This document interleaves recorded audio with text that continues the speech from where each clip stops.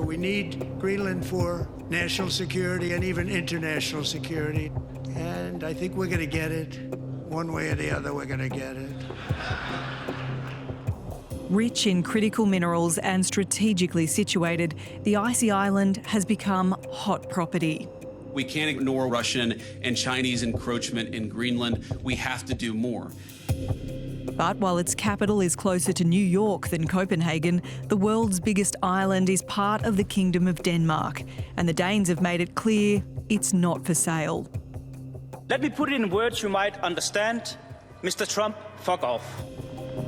But to Greenlanders, the threat is very real. People worry that the American military is here next week. You wake up in the morning and they're just here. That's a scary thought. Trump, fuck off! Greenland is not and will never be for sale, and that's how it's going to be forever.